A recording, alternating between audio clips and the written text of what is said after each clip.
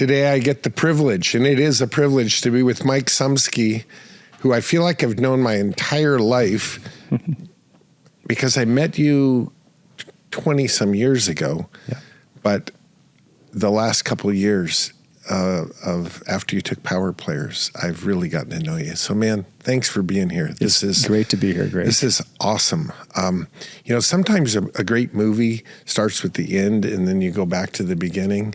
And I just want to say that it is the way you've gone about being where you're at this stage is extraordinary, first of all.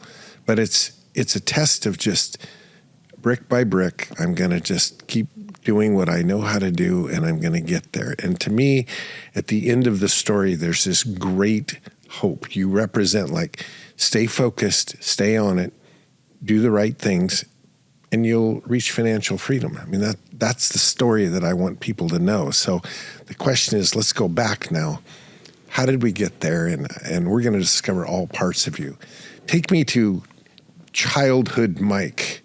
Take me to that boy with influences and parents and your life. I want to hear some of the hardwiring, some of the influences, how it all started for you.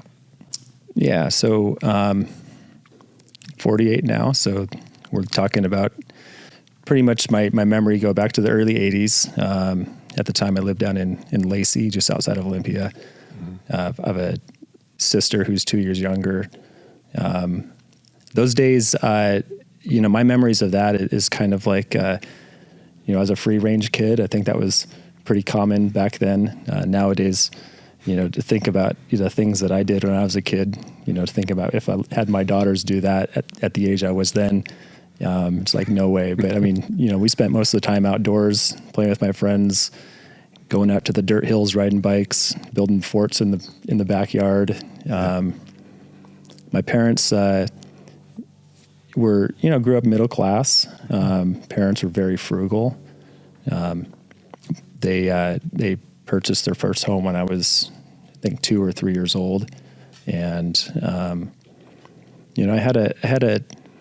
I felt like a pretty good upbringing.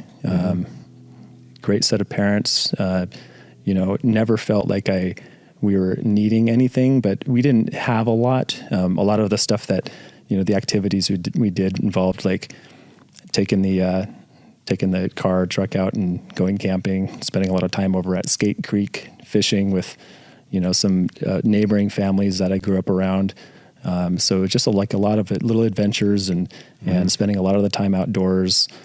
My parents had a blue collar kind of background. My dad worked construction in asphalt paving.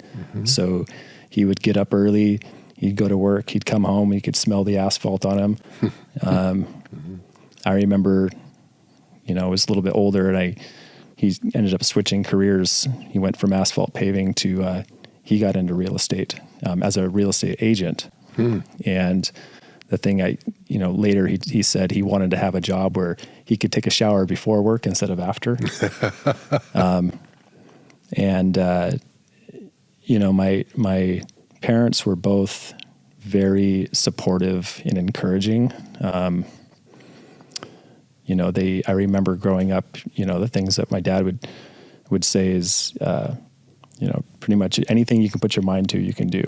So I didn't have a lot of limiting beliefs. There was not a lot of, oh no, you can't do that or whatever. So I kind of grew up just feeling like I could do anything that I wanted when I was a kid. So I'm very, very happy that, I had that upbringing. So I had supportive parents, and, I could kind of reach for the stars, so to speak. I remember actually when I was a kid that one of the things I wanted to be was an astronaut. I really liked, I like science. I like learning. I got really into, just like weird little focuses. Like, I got a BB gun when I was like 6 years old, and as I got to my early teens, there were a lot of plinking and stuff, and I did have a you'll shoot your eye out moment where I had a ricocheted BB come and hit me just above my eye. I had to go to the ER. But I remember as a teen, I got a book on like instinctive shooting, where it was like, throwing something in air, shooting it. You like tear the sights off of your BB gun, and so I had some time where I was like doing that and shooting quarters out of the air and everything. It's stuff I can't do anymore now, but I would just get very focused on stuff. There was a period of time that I was into like magic tricks, so I got all these books on doing sleight of hand, and so I was like a sponge, right. Always wanting to like anything I got into, I like really dove into it pretty deeply. Which is harder to do than now from a research perspective. Now Sure. you could Google something and here's all kinds of resources at your fingertips. Then you had to really kind of work to learn about things sometimes, Yep. Go to the library. I wonder if people even Spent do a lot that of time anymore. at the library. And that was the thing that my parents really supported all that. They encouraged it. And, Right. I was pretty heavily involved in Little League sports, basketball, baseball, football. Yeah. So I had I had the kind of like the typical, Right.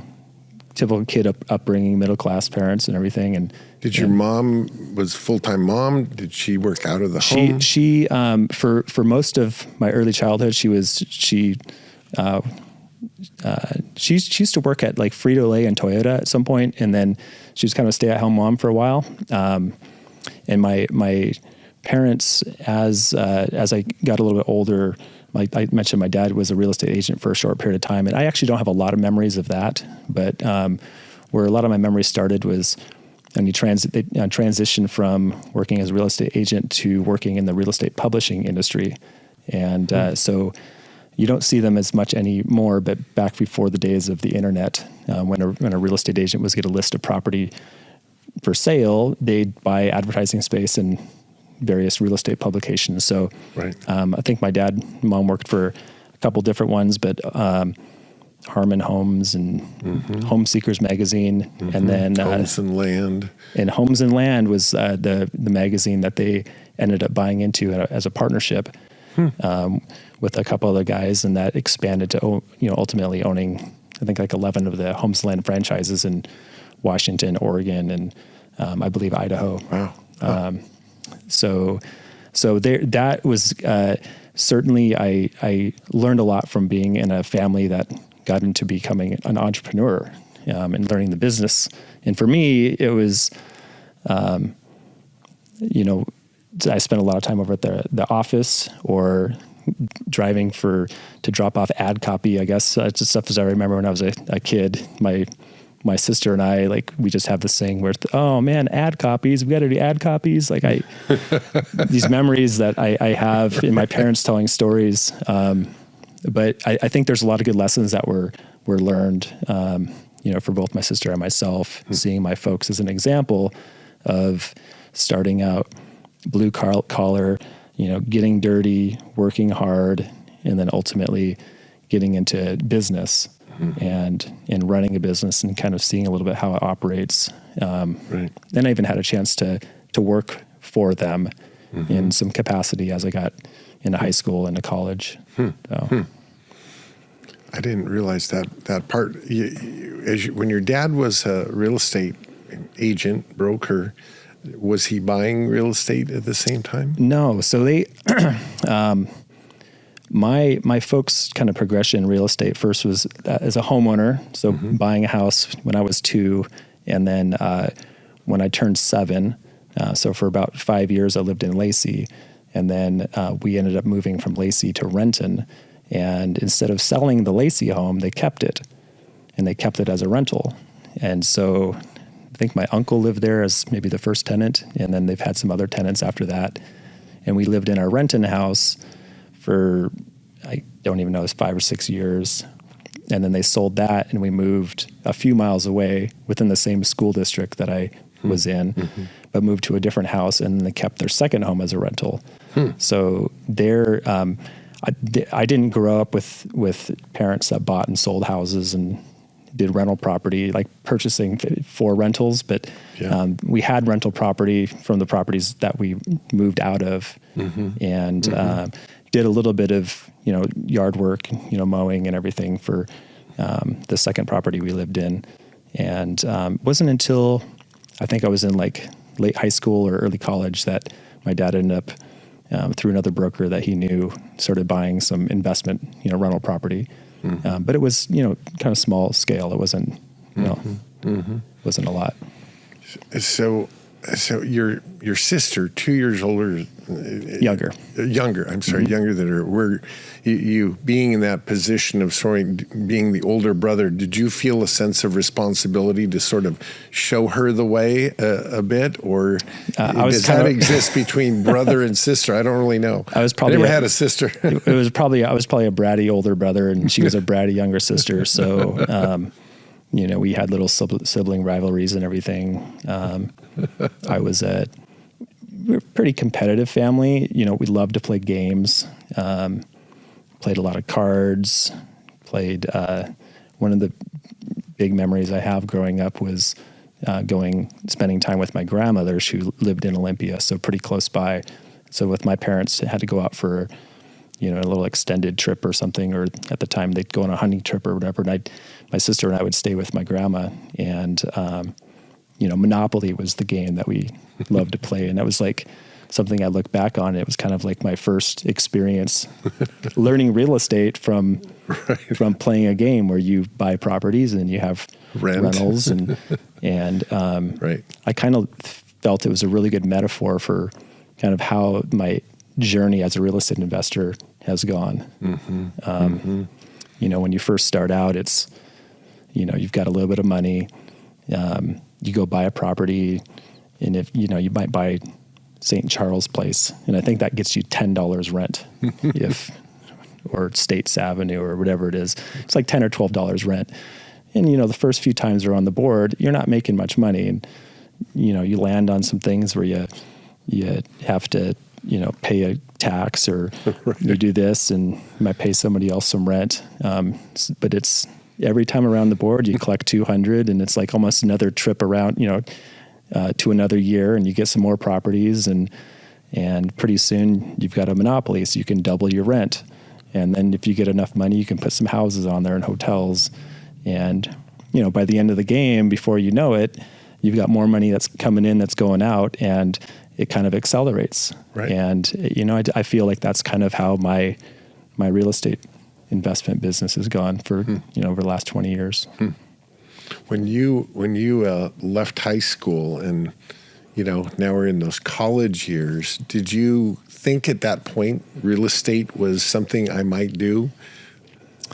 I had a really good suspicion that I'd want to get into that.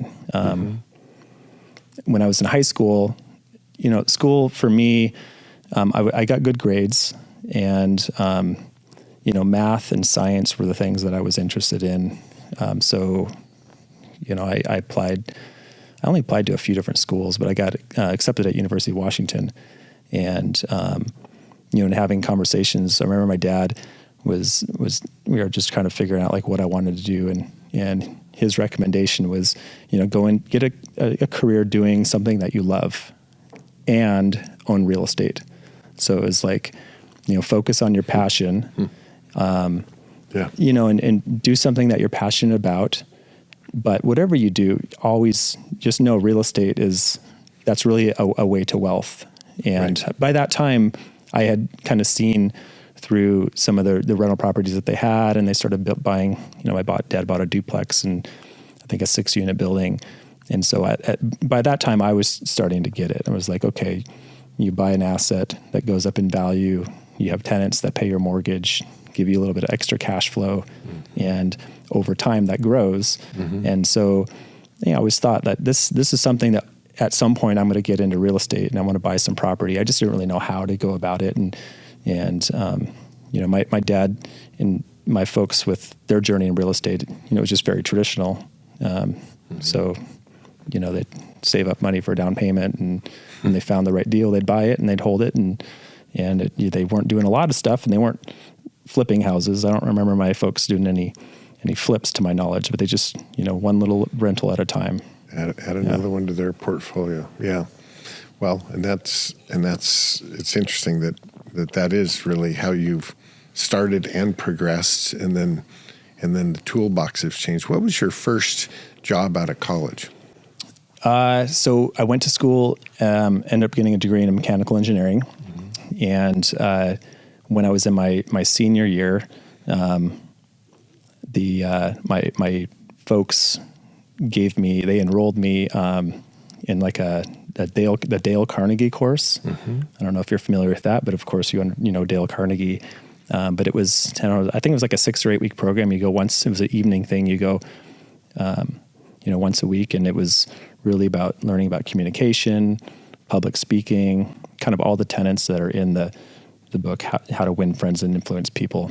Right. And it was really, really great. My dad had done that, taken the same course, when I was a kid. And I actually remember a little skit that they did. And my dad came home when I was a kid and did this skit, and it turned out that it was from the Dale Carnegie course, and we did the same skit when I was in my early 20s. But it was great that we did this, because this little chance thing that happened during the graduation ceremony, one of the participants, her father was in the audience, and I was talking to the group about where I was and what my goals were, and I would mention I was a mechanical engineer, and I was going to be looking for an internship or a job, upon graduation. And he approached me afterwards, and he said, "Yeah, I heard what you had to say." And he said, "I work over at Cray Incorporated, which is a supercomputer company, and they had an office in Seattle. And they said, we're looking for an intern. If you have time during the school year, you want to be an intern, then I would love to have you come down and give you an opportunity." So I was an intern over there as a mechanical engineer, and I did some little projects where they're working on cooling systems for the computer, because that's all liquid cooled. So I did that and did some CAD drawings and everything. And after graduation, I didn't get offered as like a full employee role, but I was hired on as an independent contractor. So I went full time as an independent contractor for Cray as an engineer. And it was at that time actually where I was made my first serious attempt at real estate. So my attempt. You said attempt. Choosing your words. I'm choosing my words because here I'll tell you the quick story. At that time, my wife now, who I was just dating, Jessica, she goes by JD also. Jessica's parents lived over in the Bremerton area, and in visiting them from time to time, I got a chance to see the Bremerton real estate market. And, having lived in the Seattle area and looking at real estate in Seattle, then going across the water into Bremerton, it was like, oh my gosh, everything is so cheap over here. And actually found a triplex in Bremerton where, my vision for this was that I was going to move in, rent the other 2 units out. And it just so happened that this triplex used to be a duplex. It used to be 2 side-by-side, 2-story units. Townhouse units. A townhouse unit. And that previous owner had converted one of the 2-story units into 2 separate units. So there was a 2-story unit, and there was two flats. 2 flats, right. And I had an offer accepted for $135,000. And my goal was to move into the larger unit, work on it, separate it. And then when I separated, I have 3 rentable units, and I would be, in the 4th one, not only living for free, but having income. And so got the offer accepted. I went into escrow, got all the loan stuff worked out. And as we're heading towards closing, this is shortly after September 11th. And Cray announced that they were letting go of a lot of contractors, some employees, and I was involved in that kind of layoff. So I lost my job, and we were in escrow to purchase this. And I was thinking to myself, oh my gosh, I wish this happened like 2 weeks later. If I could have just got to closing and I lost my job after that, I wouldn't be worried, because I would have a property where I was living practically free with the opportunity to live plus a bunch of cash flow. So I ended up losing that opportunity. So the bank went, wait, you lost your job. Lost my job. Yep. Had to get out of the deal. So that was... There's an incentive to learn different ways of doing it. Yes, yeah. And I knew nothing about that before. It was just the traditional type of real estate. Right. So. Right. Wow. Tell me about your bride. You guys met when? Yep. And give me the life picture a bit. We met in December of 2000, and I was working at the golf club at Newcastle as a banquet server and a bartender, and she happened to be coming as a guest at a Christmas party, and so it was a bunch of restaurant owners and managers and executives from local restaurants around the area, and so they had this Christmas party, and that particular day I was scheduled to work the buffet, and the buffet is, you know, moving a bunch of stuff around, running around, clearing plates, doing all this, and I just wasn't feeling like doing that part. And I told the manager, I'm like, can I just work behind the bar? You know, working at a banquet bar is just super easy and casual. You just stand back there and you get tips and everything. And so he said, yeah, you can work behind the bar. And it was like a great thing because, you know, Jessica came up to get a drink, and I gave her, she didn't know what to order. And there were some other people that had ordered, you know, Greyhounds and different stuff that had fruit juice in it. And so I made her a Greyhound, which we laugh about now because she took it and she went back and she drank it and it was just sour. It was awful. So she came back to the bar and she's like, you know, can you make something different? She's like, I'm kind of a foofy girl. I kind of need something foofy. And there was just a horrible choice of drink that I got her. So we had a very limited bar menu. So I got orange juice and some grenadine, and I made her, I think, a vodka sunrise or something a little bit sweeter, and gave it to her. And she wasn't really on a date. She had a friend that had taken her, but you know, they weren't seeing each other or anything. And we just started getting to talk about, you know, where I'm from, where I was going to school. And I, at the time, I lived on 21st and 50th over near the U District. Yeah. And she said, wow, I am moving into a house on 45th and 21st. So 5 blocks away, because she was transferring from Olympic College to University of Washington. And it's like sorority row. It pretty much is. And I was not in a fraternity. She was not in a sorority. Yeah. But we exchanged email addresses, and we ended up going on a date, and the date went it wasn't great. It was very awkward. I think I took her to the Kachina. You know, just awful chain restaurant. Drove up in my Dodge Ram pickup truck, picked her up, and it was like opposites. I don't think that we were having a good time. Some opposite, the Beauty and the Beast. Huh? But you know, we ended up going out to after we had dinner. We went to the Baltic Room, and I think both of us were like, I'm not sure if this is going to work out. We're just both super awkward. And maybe I had a little bit of liquid courage because we were talking, and I looked at her, and then I just kissed her, and it was like, bam, you know, both of us like, whoa, what just happened? And there was a spark, and so it ended up being a good date. And you know, we actually didn't get back together for a second date for a little while. But we ultimately did go on another date, and then, you know, became official. And we didn't get married until 2006. So a good runway to know each other. We had a pretty good runway. Yeah. And yeah. But God, that's awesome. And now you're juggling everything that is involved in having a young family as an entrepreneur. That's right. We're going to get to the entrepreneur spot, but the young family, navigating a young family, your hands are full. Yeah. We a lot of the real estate that I purchased in building up my portfolio occurred before our first daughter was born. So we got married in 2006, but we didn't have our first child until 2015 when Sienna was born. And so, you know, we had a 6-year runway after we met to get married, and then we had a 9-year runway before we had our first baby. So it was just Jessica and I. And 2006 was when I ended up going full time into real estate. So now with having and to be clear, full-time into real estate as a buyer of real estate, as an investor. full-time as an investor. Yeah. Not the brokerage side, which most people think, oh, you went into the brokerage side. But no, you went in as a buyer investor. Yeah. My first investment purchase was in 2004.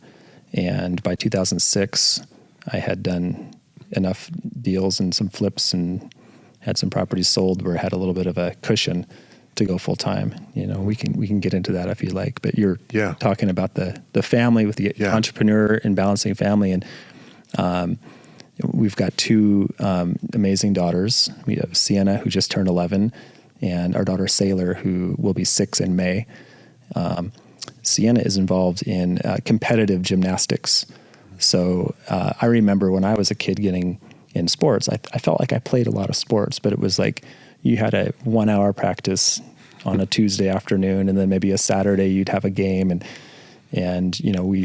that was kind of how Little League went. And social sports. It was social sports. And what you found with competitive gymnastics is it's 5 days a week, and during the school year it's only 4 hours a day, and in the summer it's 5 hours a day. So it's like a full-time job, for a kid, and she loves it. It's a really important part of her life, and so we encourage it, but it does require a lot of juggling.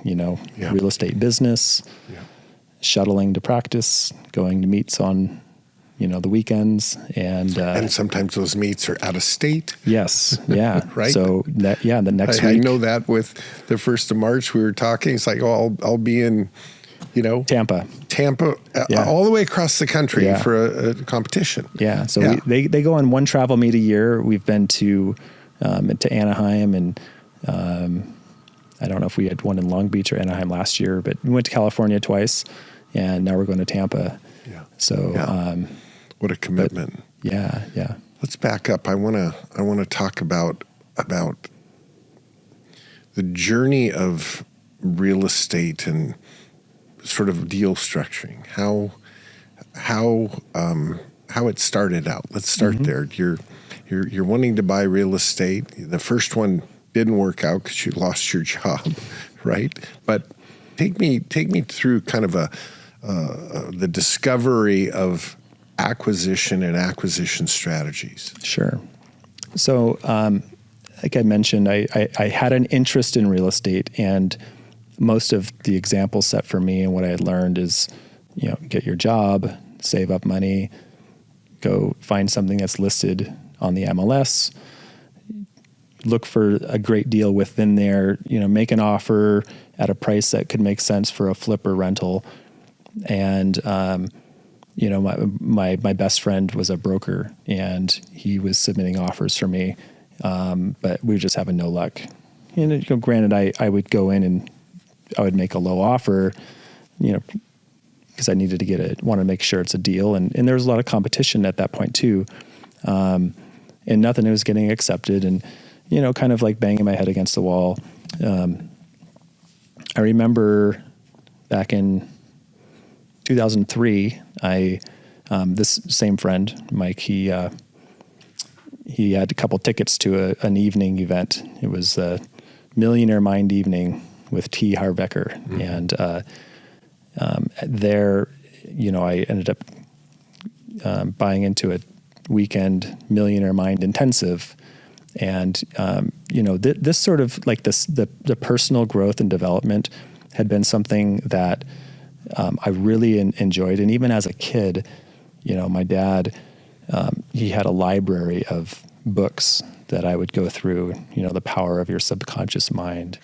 Or I remember he came to me with this silver ratted book. It must have been 50 years old.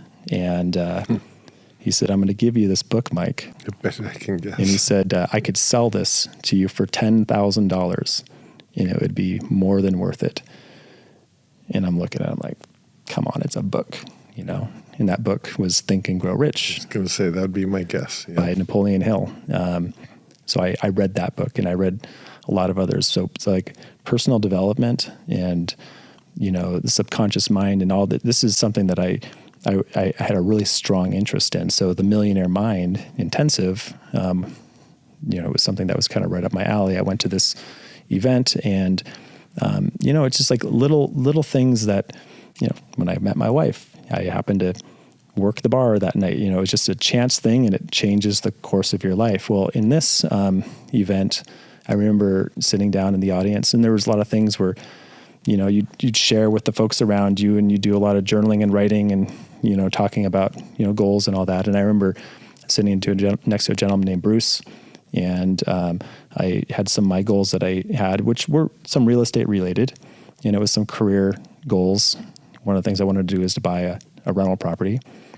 And it turns out he was a real estate investor. And amongst his goals, my recollection is he wanted to buy 12 houses over the next 12 months, which to me was mind-blowing. Mm-hmm. And of course, I wanted to know more, how would somebody actually do this? And he turned me on to this real estate meetup, Real Estate Association of Puget Sound, REAPS, locally here in the Seattle area.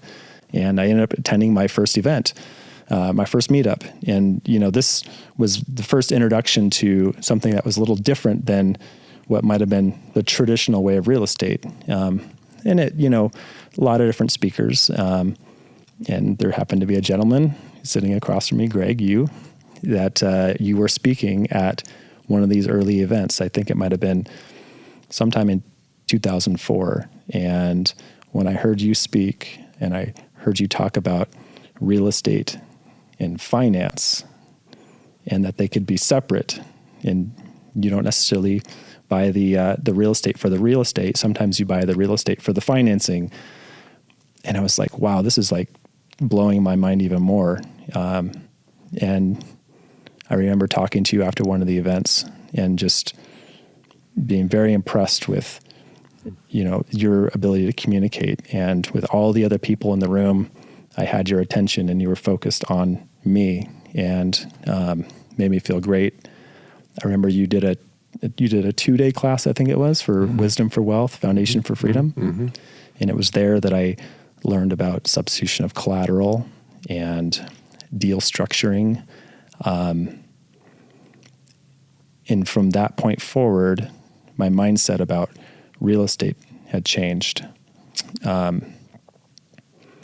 This was right around a time when I was learning about investing, but I wasn't doing enough action to actually do anything about it. I hadn't talked to a lot of sellers.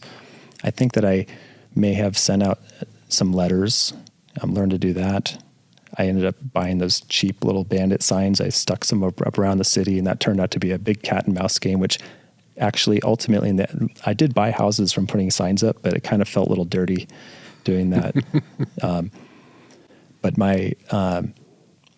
after about a year of kind of seriously learning, but not really taking the action I needed, I just decided, it's like, you know what, if I'm going to make this work, I have to commit, and I've got to get out there and I got to face my fears, because talking to sellers that's a challenging thing when you're just getting started. Yeah.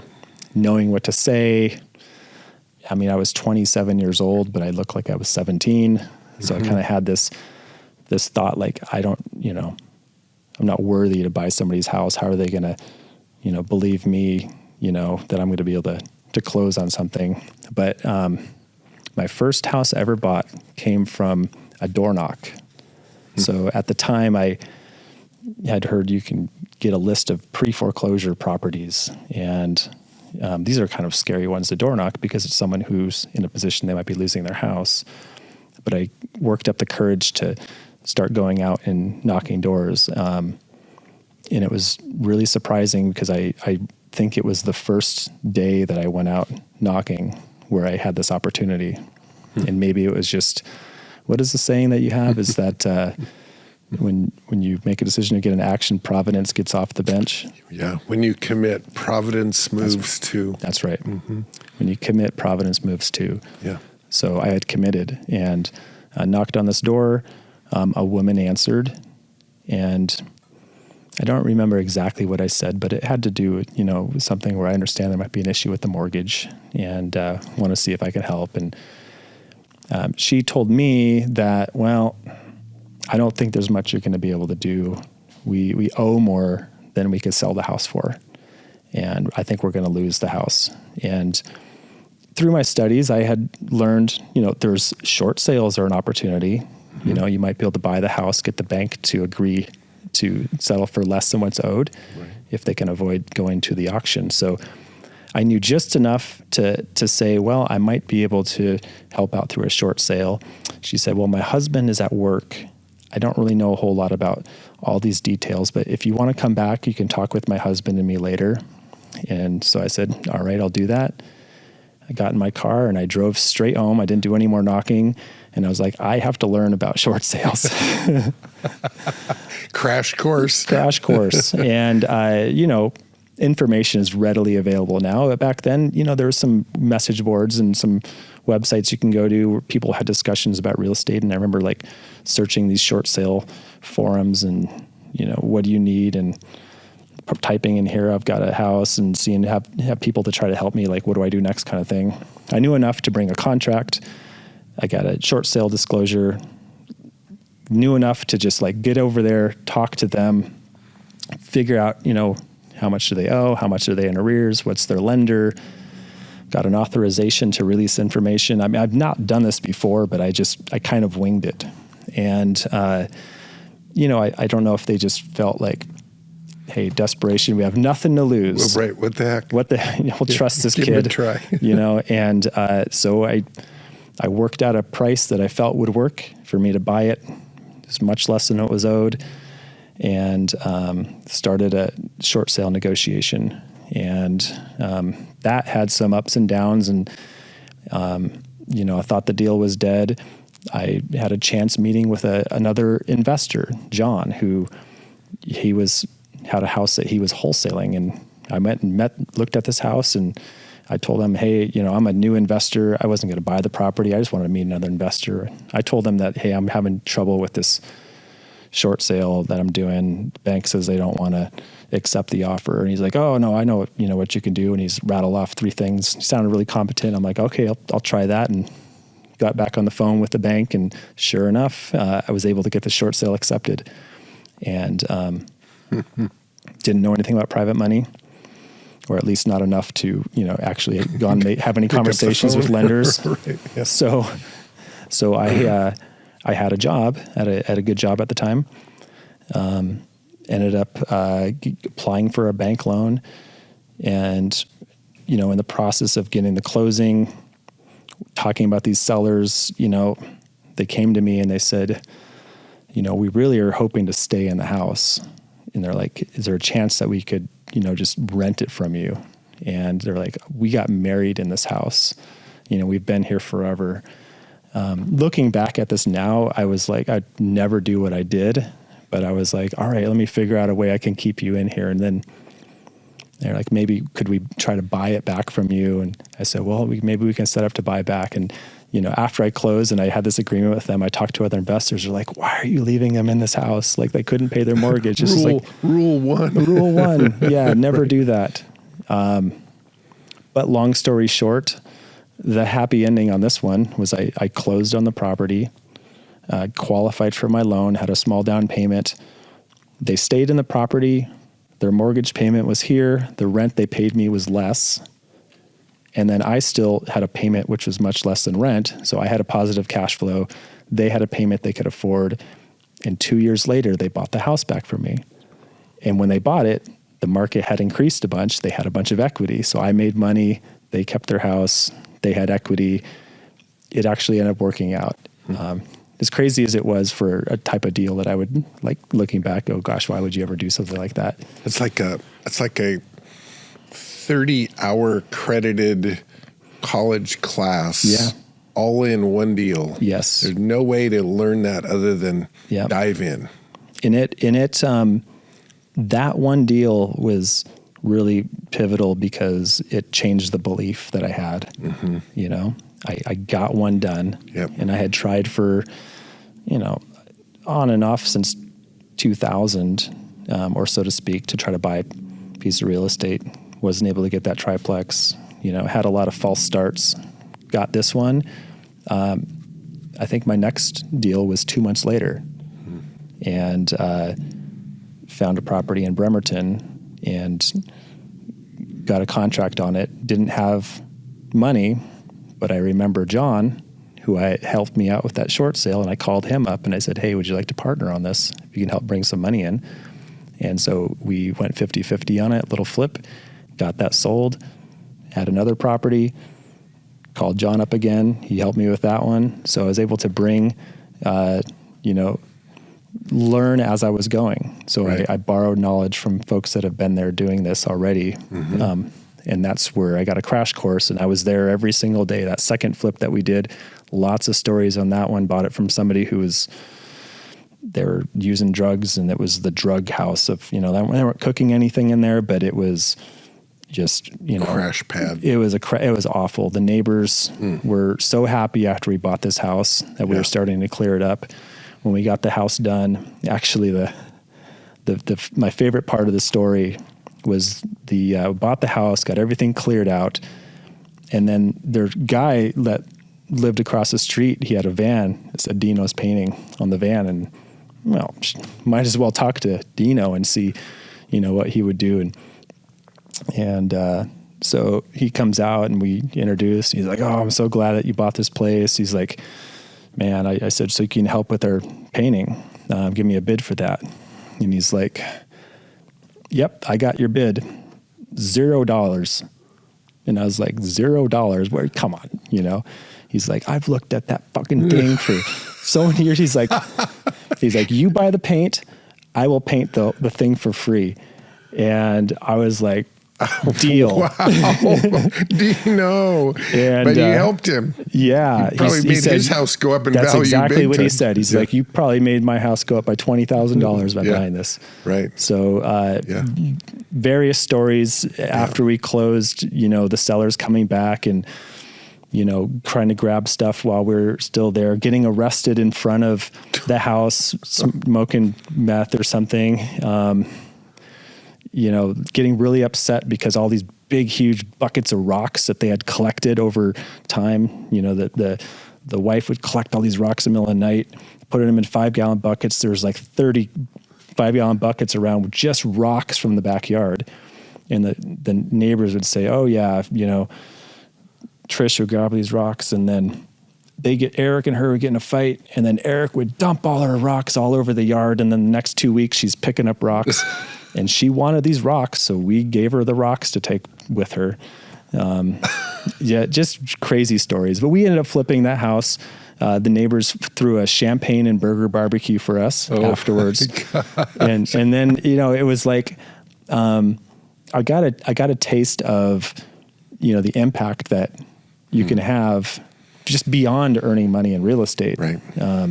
And, so I just realized I love this career. I love doing this.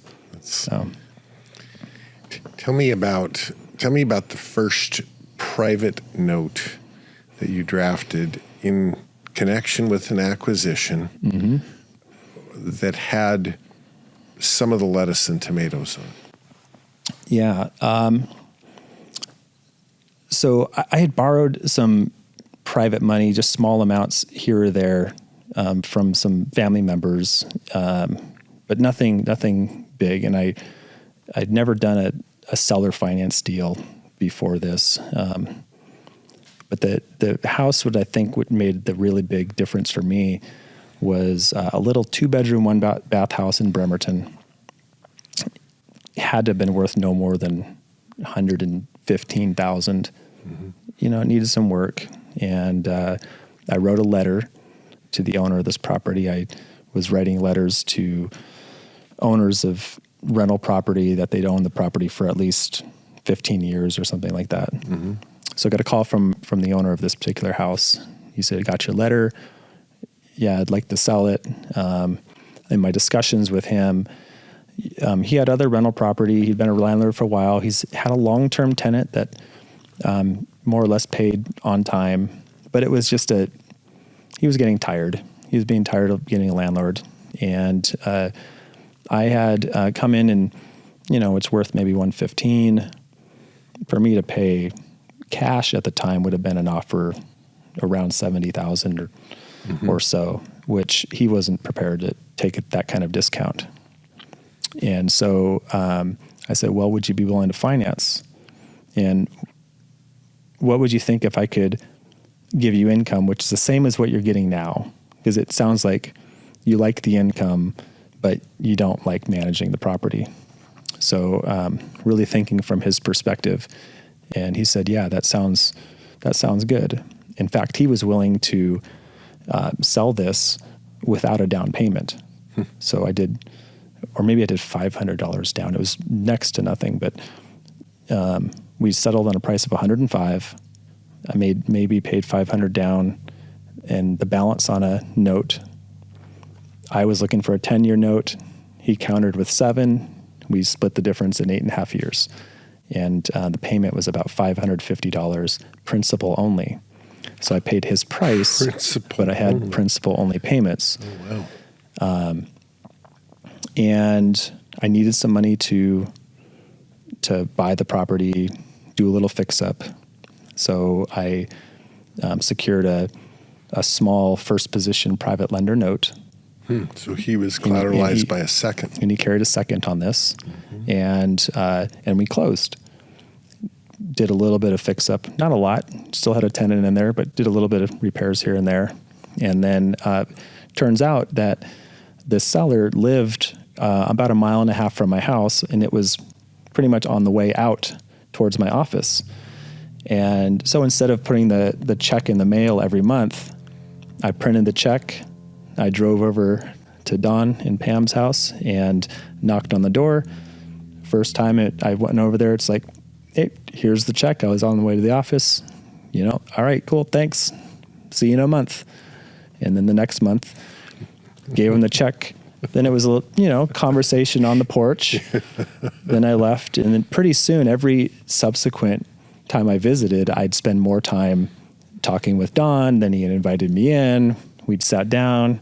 We'd talk about, yay, how's Sherry doing? Oh, she's doing great. Yeah, she calls me all the time too. Yeah, no, everything's going good. And he started to get to know me and my real estate business. I was, at the time, starting to buy some other properties. And one of these meetings, Don said, hey, I know you said you're buying real estate and you're using private lenders, I think you said. And he said, how much do you pay your private lenders? And at the time, I was paying 7%. And so I said, yeah, I pay 7%. And he said, he's like, are you looking for other lenders? He's like, I've got money in the bank and I'm not earning anything. He said, if you've got an opportunity, I'd love to hear about it.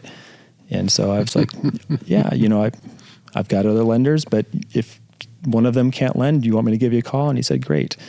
And so I don't know, maybe 3 or 4 months after that, I had an opportunity and brought it by him, and he agreed to lend. And that started a beautiful kind of partnership from a lending standpoint. He's also purchased properties with me. We bought a duplex, a 4-unit, another duplex where we were partners on the deal. You had asked about substitution of collateral, though, because this particular note, I was never a power player until a year and a half ago, a year ago. I knew about substitution of collateral. So it wasn't all the lettuce and tomatoes. It might be just the lettuce portion. So this note, I did write a substitution of collateral clause in there. So he was secured by the house that I bought. When the market crashed, there were times where, I had equity, but I was lacking funds to buy my next deal.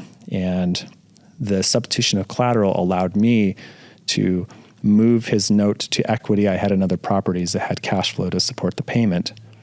So I actually did end up slicing and dicing this to move it into 2 different properties.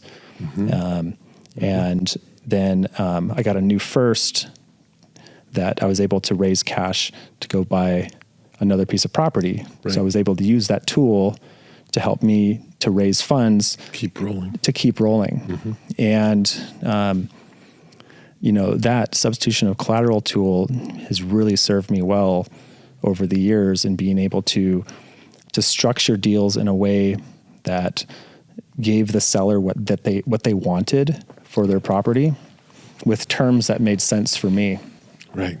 Yeah, and even ultimately, if you were to put the two on a scale, if you got a discounted price, you sell it, you cash out all the bank loans, you've got a short-term capital gain because you don't really have a choice but to sell it because the terms don't allow you to keep it because of the interest rate. Yeah. And now all of a sudden you look at what you really end up with versus the ability to cash flow it because of the terms, wait out the right time. Then when you sell it, substitute the collateral, take this amount of money, there's no tax on it. You still have the debt, but you have the use of the money at obviously a preferred interest rate over what the market is. That's right. And yeah, this is that next dimension. And to me, it when it's really understood like you do, it's like another vertical section in growth. That's right. You just see like deals I couldn't figure out. All of a sudden it's like, oh, or I could do it this way. Yeah. And all of a sudden your acquisition ability just goes straight up. And the thing that I found, which has been great, is, a lot of real estate investors are taught to look for distress and look for folks that need to sell where you can pay pennies on the dollar. Right. They're kind of in a position where they don't have a lot of choice. And so this low cash offer with, distressed homeowners is, a major target for a lot of investors. And I found that a lot of the best deals that I've done have come from folks that are not financially distressed. Right. They don't need the money and they have no reason to accept a low offer. And, other investors may approach them and offer 60 cents on the dollar. And I come and talk to them and I find that, they want this for their property. This might've been a rental for years and years. And they know that if they sell it, they're going to have a capital gains hit. Mm-hmm. And so it turns out to be a discussion about, what are your goals? Do you like having the income? Would you like to keep the income and push that capital gain out for the future? And, if we set it up this way, I can, make you payments on the property, pay you a lot more than you were going to get from some other investor that was just going to lowball. And then for me, I would rather pay a higher price, with really great terms with a seller note where the collateral can be moved to another property, like you said, at favorable interest rates. So, I can never get a bank loan at a, 3% rate anymore, but there's a lot of sellers that you pay them a certain price for the property. They'll happily, take 3% simple interest or 4%. It's better than they're going to get in the bank. It's secured by real estate. And then you have all those options for, at some point in the future, you can sell that property or move that the collateral of that note to another property to use it to buy something else. And or even if you don't have another property, you can collateralize it by cash held in escrow. That's right. It's sitting there. This is now your capital fund to continue the acquisition trajectory. And you have dry powder for your next deal. Exactly. Yeah. You're ready to go. There it is. It actually gives you incentive to go really hunt down a deal. If you've got $200,000 sitting there, you're thinking $2 million property. I've got 10% down sitting right here. I put the money down. I collateralize that note by a second on the building I just bought. That's right. These kinds of thinking and strategies allow you to monetize this acquisition, not just in the equity growth, the expandability, the value add that you might do to the building, but when you really think about it, you're in the money business, and all of a sudden you're managing money. You're the bank of you. You negotiate a note at 3 or 4%. That's your initial capital. Now you could take that and lend it at 6 to 10%, and there's your margin. You could charge some fees. You could, just like banks make money, you can be a bank as well as a real estate buyer at the same time. Yeah. And this is what changes the picture. I really, and you're a master at it. I love, you were recently a TA in a teacher's assistant. You've not only been to Powers, you've been there on the teaching side of Power Players. And I think of the game board that you put up there. And I think of the game board that Jeff Stevens puts up there. And it's like, this isn't fictional. This is real. Here's all the properties. Look at the moving parts. These notes have the ability to move here and here and here and here. And the game board is like alive, depending on what you need and where you got to go, what you've got to create. This isn't a static, fixed, can't move kind of reality. It's dynamic. Right. It has the ability to find a way to get the dough you need to do the next deal. That's right. To me, it's just so exciting to watch it lived out. And when you have that language so well, like you do, it's just you can have that conversation with common people, and I love the way you talk about it, Mike. It's like, well, it seems to me that what you're liking the income stream, but managing the property and being a landlord. What if I could give you that same amount with no headaches, and we'll defer the capital gain? What about that? That's right. And what I'll even do, we're going to go out 10 years, and I may sell this property before 10 years up. I will do this. I'll write in a clause that says I'll always make sure that you're resecured with another property. If I decide to sell it, or if in the future before that 10 years is up, we'll keep you secured. I'll do that for you. That's right. I'll do that for you because this is what you want to do. Is you want to keep that income coming without paying that capital gain. That's right. I'd be willing to do that for you. Yes. Right. Yeah. And it works out for me too. And it does. Yeah. No, I again, that's the mastery when you understand it, but also understand the benefits to everybody in doing it. Here you go. You're out the door. Tell me these tools, as you get a command of them, they almost beg. It's like a big engine in a car. It just wants to go faster. Mm-hmm. Tell me what the next chapter. You've built this amazing chapter. You could quit right now. Just go play golf. You've got it covered. I know you won't do that because you're having too much fun, but what does that next chapter of acquisition look like? Not that these will stop, that you got this down. You could do this very easily, but what does that next chapter look like? And I owe this a lot to you and the other power players in the community here. Mm-hmm. The next step for me is to take what I've learned and done well in the residential side of things. And I made mistakes along the way and learned a lot. But those same tools can be used for larger scalable assets. Mm-hmm. And so I, in working with you in, regular coaching, you've been encouraging me to go out and to look for those, RV parks, mobile home parks, RV storage, looking for those scalable assets where there's room for expandability, something that we're adding zeros, but you're really able to affect the value of that property through, any kind of changes you make to the income that property produces. And so that's my next step.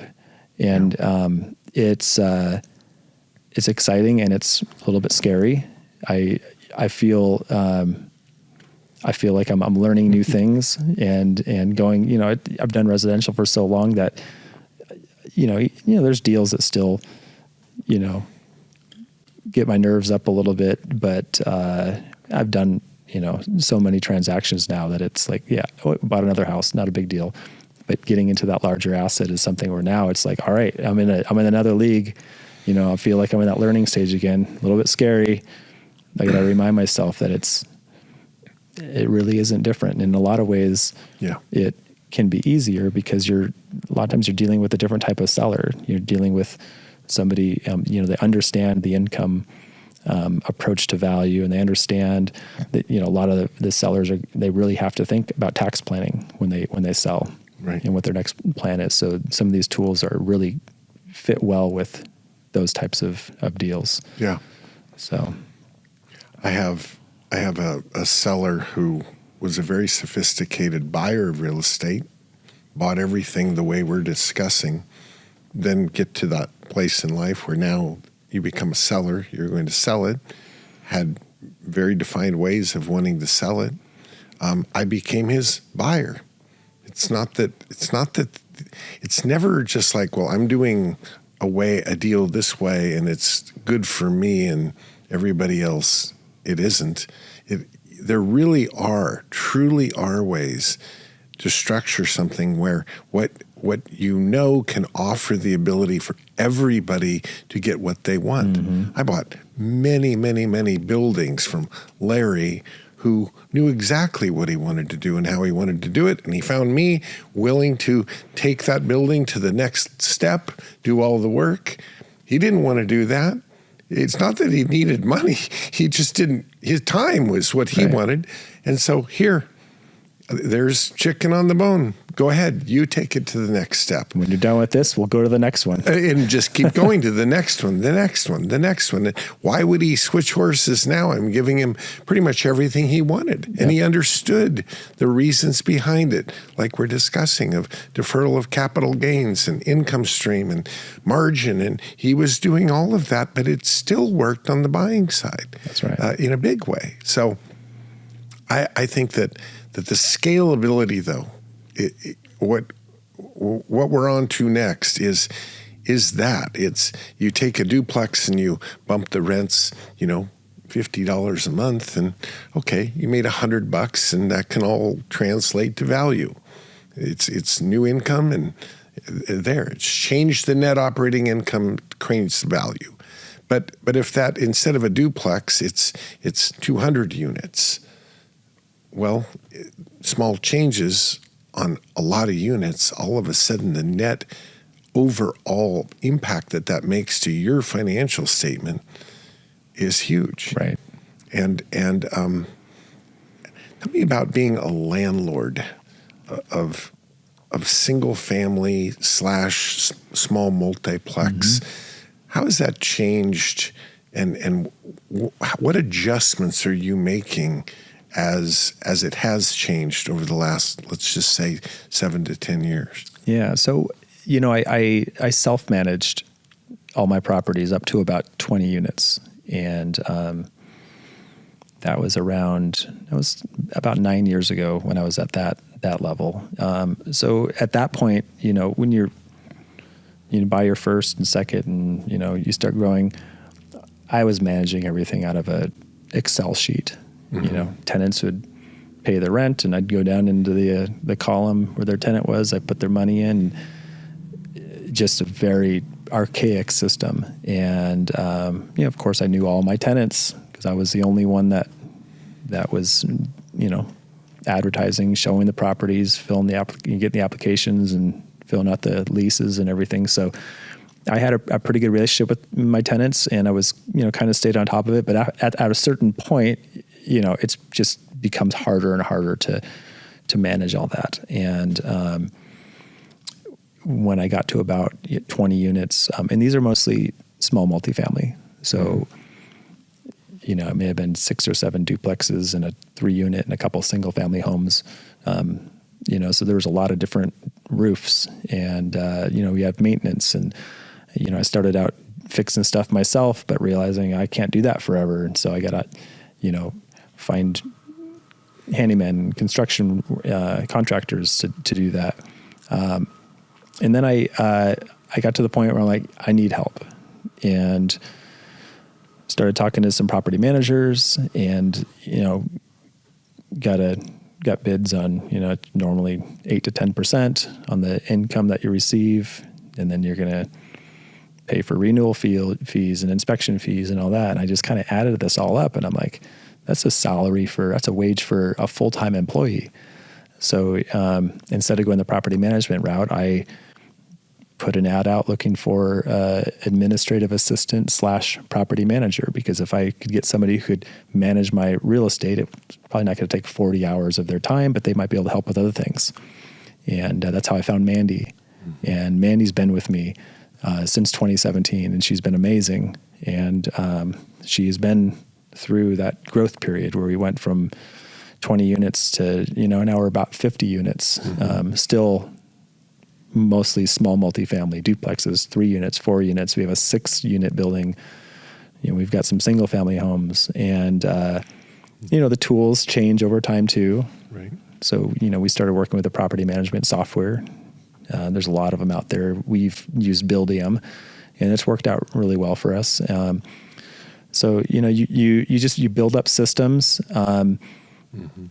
We still make mistakes. We don't do everything right. Sometimes we don't always go and do property inspections. So we've had tenants that have been there for a while and they move out, and we get in there, we're like, oh my God, how long has this been going? So, you learn from a lot of that, and you try not to repeat the same mistakes, but we're not perfect, but Mandy's been an amazing help for me. Yeah. And she helps kind of keep me in line too, because, we mix, a family with an entrepreneur, and, me having to be at so many different places so many times, she brings me back in, and just like you've got Ryan, Mandy's that for me. Yeah.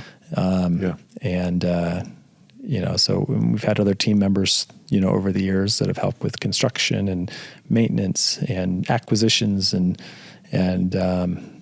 sometimes we've got to times where we've very, very active. We have 5 or 6 projects going on, and we have other times, and kind of more lately I've slowed down. I've been buying fewer properties, and we're still always got something going, but it's, we're not doing 5 or 6 projects in a row.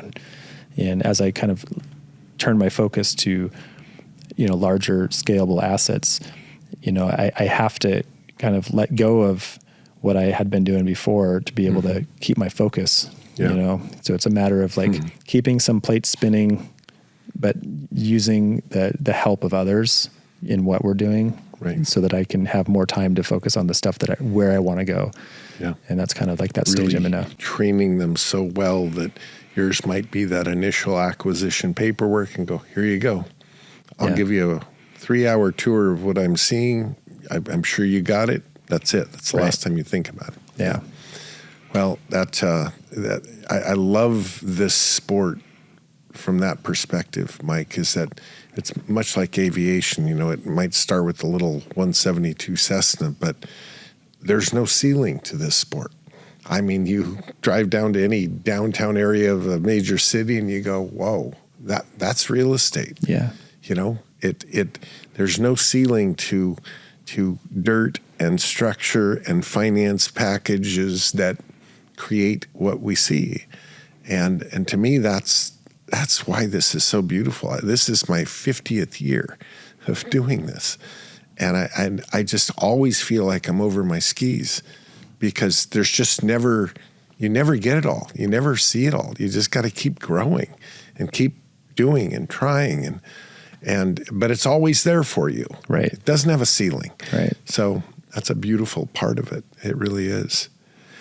Give me a cup. I know you're a big reader, and you mentioned Think and Grow Rich, that $10,000 book that your dad could have sold it to you for that, and that'd be a deal, right? Napoleon Hill is one of the greats. But give me a couple books that you think everybody should read.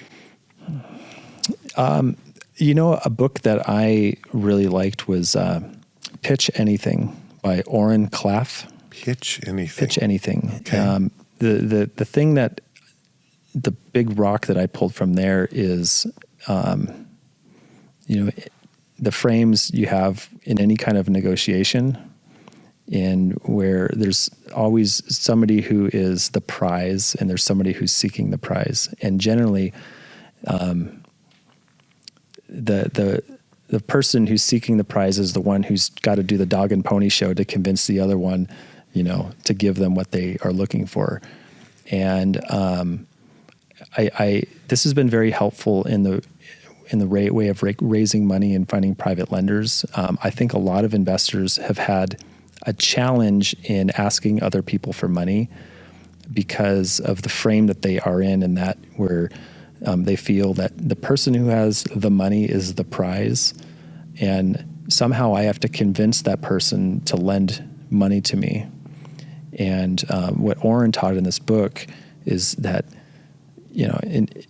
he raised billions of dollars.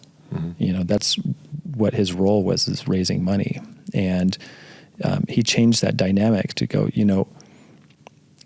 from a real estate investment perspective, I started to go from, this person has got what I need. What can I do to, get them to lend money to, what? Money is everywhere. Money is not scarce. What's really scarce is the deal that can provide a great return that's very well secured. Right. And, and so just that little shift, mm-hmm. along with finding some very successful, intelligent, retired landlords, retired business owners that have good money, that, when I was able to share an opportunity where I can collateralize their money with a low loan to value first mortgage, often with a seller carryback second. So my private lender was getting, 40% LTV, 50% LTV, something that, a great return, but at 6 or 7%, which to them was like, wow, to get a secured return at 6 or 7%, every single month, that's awesome. And I started to realize that I was providing this a great opportunity for someone who could, really change their retirement, right. because they could double or triple what they're getting, right. with their safe, secure investments. Because it's like you were the prize. That's right. That's right. Right. Yeah, and it took a while to kind of realize that, and it's like there's so much money out there that's earning 1%, 2%. Yep. As people get older, their risk tolerance changes. When you're young, you got money, you got lots of years ahead of you. You're looking for, hey, can I put something in a stock that can double or triple or whatever? I might lose money, but hey, I can handle that risk. But what I found is as people, progress in age, when they have money, it's more about preserving that, having a stable income they can count on so they can do what they want in their retirement. Right. And real estate has been just an incredible opportunity for me to take my skills in acquisition and deal structuring to provide a vehicle for all that money to, be secured and get a really stable, secure, right. Regular return. Yeah. So, yeah. What does money want? I would add that not only does it want collateral first, mm-hmm. very solid. It wants return second, but it also wants customer service and a relationship, like somebody that they really know and trust, that they call and, how we doing? Where are we at? And there's a real answer. Yeah. It's real collateral. It's a real person. It's not going through a menu system of 12 questions to get somebody you've never met in a country you've never been to that says, here's what your stock is doing, or here's what your account looks like. It's much more hands-on, which gives a sense of peace and control to the investment. Yes. I couldn't agree more, that when you provide that landing spot for money, right, you are the prize. That's right. And it changes, it changes the entire dynamic of that, not even a negotiation at that point. No. So if you provide an opportunity, and if it works for them, great. And if it doesn't, that's okay too. Yeah. And so when you have that, I think when you have that mentality also, it attracts, because you're not feeling desperate or whatever. No one wants to lend some money to somebody who needs it, who's like, oh, you won't do it for 10%. What if I paid you 12? What if I paid you 15?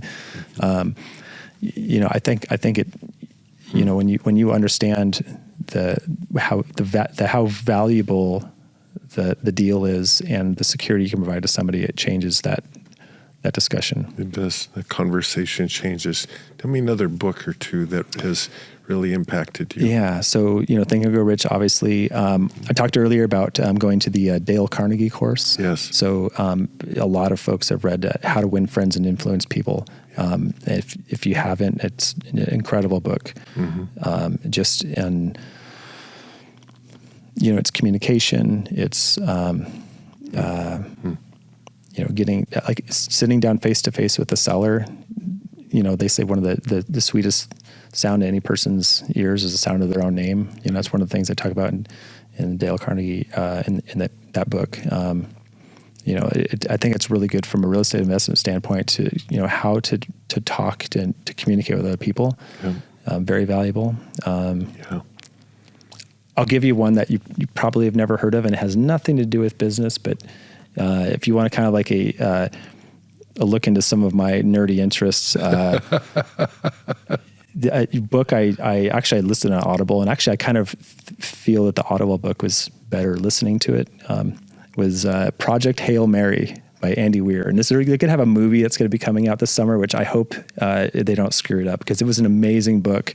But that's just, I loved it because I'm a nerd. Project Hail Mary. It's got space. It's got saving civilization. There's even an alien in there, and it's completely not real estate related. But if you have any interest in sci-fi kind of deal, like that's a fun one.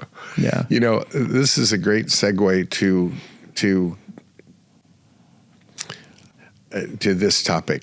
To be an entrepreneur, you can always be at work. And of course, family responsibilities, kids, all of that takes you away from work, but you're still very much on task with that. Talk to me about the personal outlets that you have and the value of creating some priority around those. Mm-hmm. As an entrepreneur, that you've got to carve this out. Nobody's going to carve it out for you. Yeah, I mean, the things that I love to do, I love playing golf. Mm-hmm. I love the outdoors. I love hunting. These are things that I've the hunting aspect is something even as a kid, I grew up in a family that would go out into the woods and we go fishing. We catch our food. We had venison. Growing up, that's just part of what we did. And even now, some of my favorite times, for recreation is just being in the mountains or being far from a lot of other people and just being very attuned to what's going on. And it's kind of like, there's a primal aspect of it, where something our ancestors did, and I've got that in me where I just love being out, before the sun rises mm-hmm. and hiking out to an area and keeping my eyes spotted for something. Mm-hmm. That's soul-filling. It is. Things. Yeah. Yeah. And, and the camaraderie, being able to, with my dad or my father-in-law, mm-hmm. Friends, that I've known, hunted with for years, and then I love golf. I'm not as good as I used to be. I don't get to play as often as I'd like, just with, everything going on, but, getting out on the golf course, just kind of forget about everything. And and golf is one of those games. It's kind of like it's just a game that you can never perfect. There's always something you can work on. And, spending 4.5 hours out there with, good company and it's great.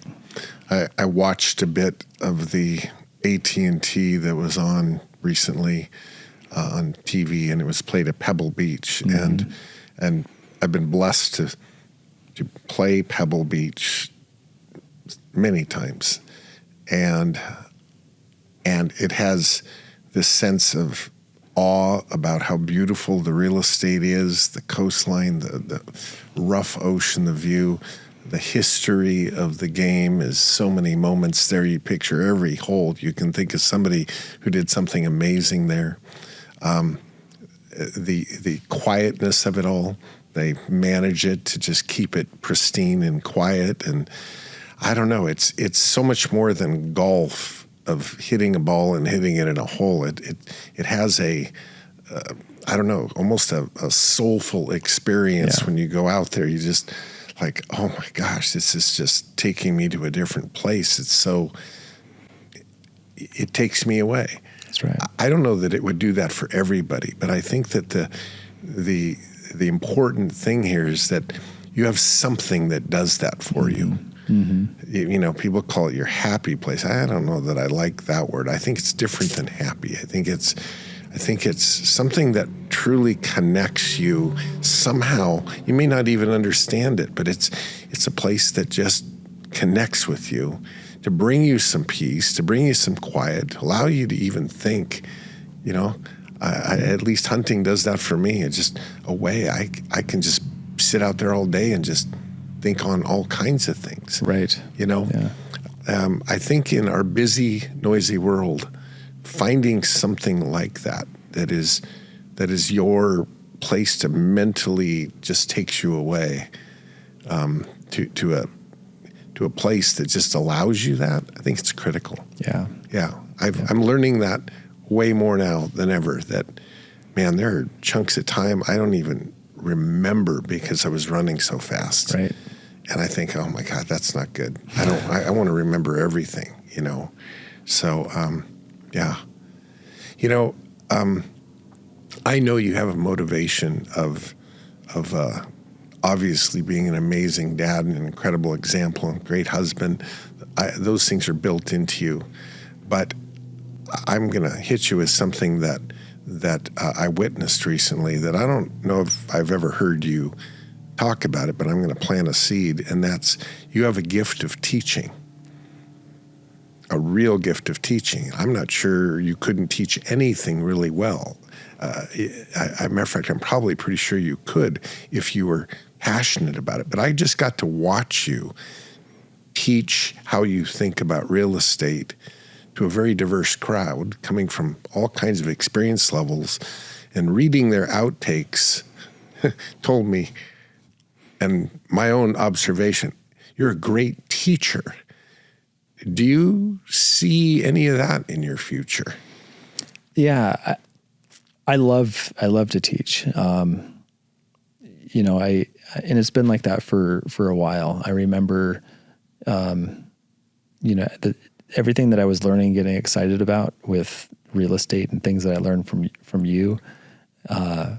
Yeah, I wanted to share that. I remember, you know, there was a time when I first got an office. Take that back. I did get an office when the market was doing great and it crashed, and then I had to go back to work out of the home, kind of go to the solopreneur. But then when we got, you know, kept everything, you know, kept our head above water and got through that, and it was like, all right, I'm looking to expand a team. I had, we'd moved out to Kitsap County, and I had been attending, you know, real estate meetings, for several years and learning from you and others. And I enjoyed being in the community from a learning perspective. And when I moved to Kitsap County, years ago, there wasn't a meetup over there where I could, you know, go and hang out with other investors. And I ended up meeting up with a couple other investors that were local, and we'd have breakfast meetings and we'd talk about this. And then at some point we were like, you know, we should see if maybe we can start something over here. And we ended up starting Real Estate Investors of Kitsap County, REI Kitsap. And REI Kitsap was the first opportunity that I had, you know, kind of with like the co-founders to lead a group. And, you know, at some point, the two guys that I started that meetup, they ended up going and doing separate things. And I was the sole guy running the meeting and being up in front of the group and talking about real estate, and did that for years. And it was a great opportunity to to show what I learned and to teach. And I got a lot of value out of helping others, and they get a deal and they come back to me and they're like, hey, Mike, thank you so much. You talked about doing this strategy or whatever. I got a lot of, value from that. And so, at the office that I had, I started having Monday acquisition meetings where, I just say, hey, if you've got a deal or you've got something you're working on, come to the Monday meetings. We'll sit in the conference room. We'll throw it up on the whiteboard. We'll figure out you made this cash offer. What if you could structure it like this? And by me teaching it actually helped me to learn even more. And then, it's one thing to learn it, and then it's to do it. And then to teach it to someone else is another way for you to kind of learn it even more and ingrain that. Yeah. As you're getting questions. That's right. What do you think about this? Yeah. Tell me more. I don't understand that. It really causes you to say, what do I really know? Right. And what I found is that, I had a lot of folks that came to me and they were like, you sure you want to do this? Cause you're kind of training your competition. Right. I had a lot of new investors that came to me looking for help and would give them help, and they would go on to start real estate careers full time. And there's some competition, but I always felt like I gave a lot and I got a lot in return. And I own more rentals today because I was willing to share what I knew than if I would have been tight-lipped about it. And to answer your question, I do see myself doing more teaching and helping people out, and just to have the opportunity to go back to Power Players as a TA, that was just a great experience. Well, and it was everybody that knows of Power Players, we just did number 43. There's 6 TAs at every one. People go, oh, do the math. They go, oh, that means there's got to be this many TAs. I can kind of do that in my head, 260 some. I say, no, about 45.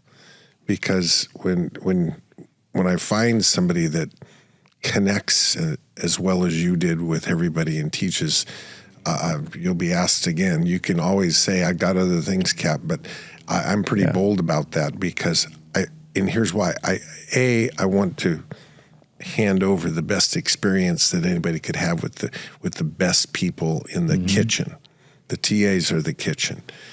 But the second thing is as important, maybe even more, that these are people I really care about, like you, and I know.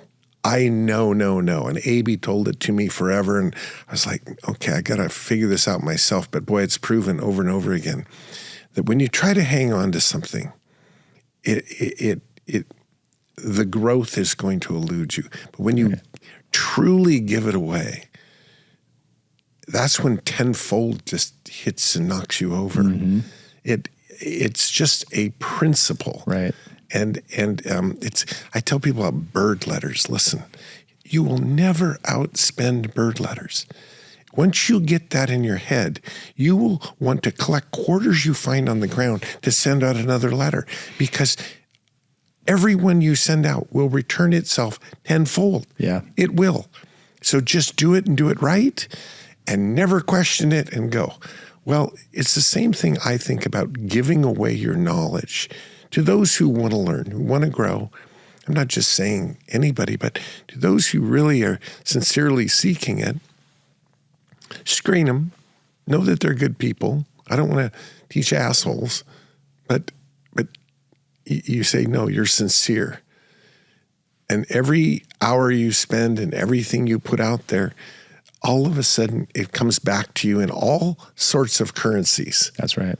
All sorts of currencies. The relational currency all by itself is worth 10 times what you've given.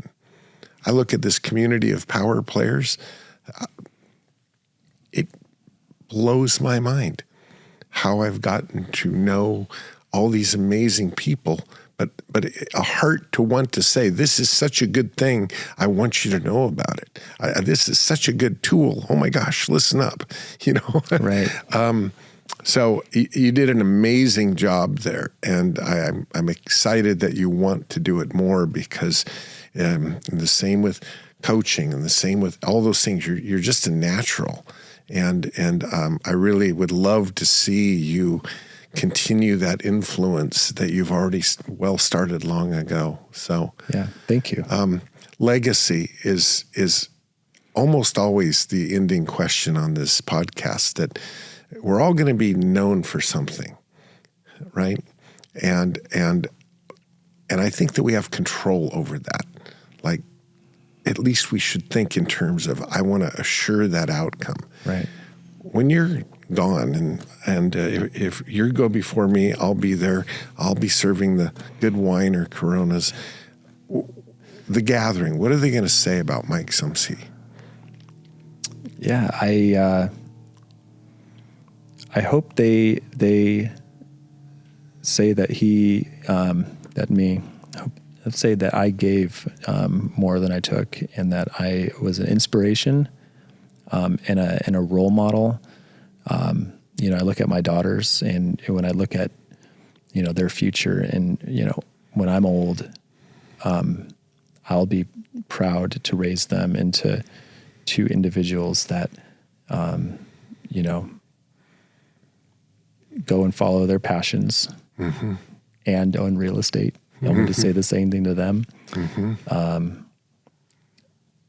I see the impact that you've made on thousands of investors, and everybody that's part of this Power Player community, would agree. When you go, they're going to look at you, and they're going to say how much the impact that you've had on their lives and their families' lives. And, it in real estate, it spreads to communities, and cities, and it just, one person can have such a tremendous effect, positive effect on the entire country. Like, how many Power Players do you have? 2,000 something? I don't know exactly what it was, or have you gone through? Yeah. Plus everybody else that you've taught, and all the impact that they've had in their local areas. And so it just continues to spread. And if I can have just a small percentage of the impact that you've had, that would be a success. A lot more, Mike. I watched a short little clip of Rafiq was driving down the road, and I just saw this a couple of days ago, and he's talking while he's talking some little short story or reel or whatever you call it, and he said, we can get caught up on and overwhelmed by all these changes that have to be made in our world. There's this problem going on here, there's this, and I'm not saying be ignorant of it, but it really begs the question, what can you do about it? Mm-hmm. And he made the point, and I agree with it, that you can control what you can control, meaning your ability to bring value to the world, your ability to bring resources to the world, your ability to bring your gifts and your enthusiasm and your cure to the world. That's how you contribute. Right. The more educated you are, the more resources you have, the more following you have to make big changes, because you've got a team, you've got a posse. I don't care what you want to change. That's going to be the first step of changing it, is changing yourself, right, to step into that kind of person. And I went, wow, it really is the first step. And you look at those that have made huge impacts in the world. They were committed to their vision of how to do that was, first and foremost, they have to put their own mask on first, mm-hmm, and then become able to help others do that. Right. I think off the top of my head recently of Charlie Kirk, and how one young man dropped a wonderful bomb on this country, yep, a bomb that made everybody think about, how do you make impact? What do you stand for? And how committed are you to knowing your vision and your cause, and his ability to communicate and not condemn. You know, I mean, I could go on and on, but that kind of person, Right. That's how you change the world. You change yourself. That's right. And then you bring it out there. So I see the trajectory, and I see what you're already doing, and in the people that I hang with in this community, and you do too. Oh my gosh, you're becoming legendary in the power player community. And I just think, oh man, none of us know, but likely I'll be at the bottom of the canyon, shooting the flare before you will. And so, okay, what does everybody want? They want somebody that can take it from there. Mm-hmm. They want to pass the baton, just like somebody that's owned a lot of real estate. At some point, you can't take it with you. You got to figure out, how do I hand this over so it keeps going?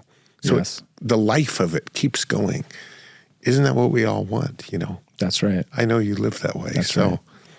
brother, we could keep going as we will in our life, in our connection, in our communication. I just love being here. How do people get a hold of you? The best way, be careful, but funnel it the way you want to. But I want people to get a hold of you to be able to ask you questions and to comment on this. What's the best way that they could get you? I'm not really active on social media. I would say my cell phone is the best way. My number is 206-947-6453. That's I love it. 947 Mike is my number. 206-947 Mike. That's right. And then, I am on Facebook, Mike Sumsky on Facebook. I have an Instagram account, but I really don't post anything. But any one of those, you can reach me. Okay. Just search for Mike Sumsky. That's fantastic. Well, I have a bucket list item that we're going to end with. You and I share a love for golf. We've been on many golf courses. I'm sure we'll be on many more.